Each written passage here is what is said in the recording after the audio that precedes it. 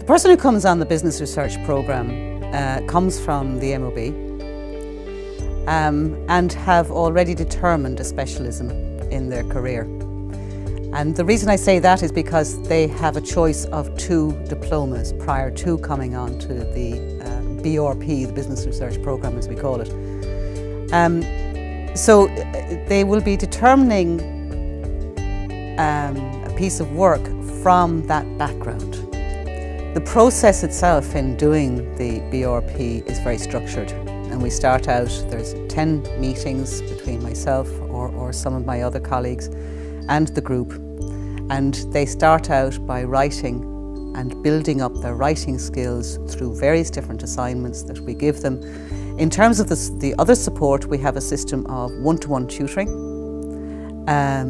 and I, as programme director, I meet with each of the participants on a very, very regular basis. So they have a tutor and myself, and they also draw on other resources from our faculty around the IMI as well.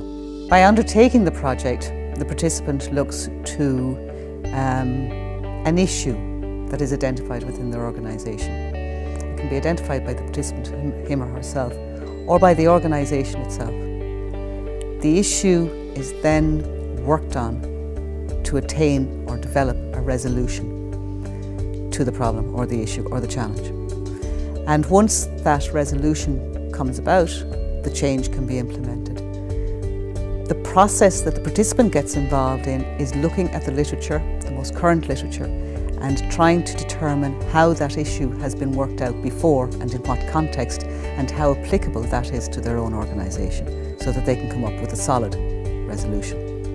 They can draw on their previous 2 diplomas by deciding preferably which one they want to use in their research project, as opposed to using both. They can, of course, use both if they so wish, but we try to keep the focus very narrow.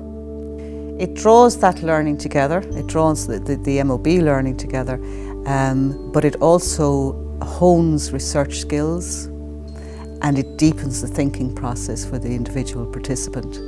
It develops and deepens their analytical skills as well, and it allows them to address an issue that they've identified in their organisation in the process.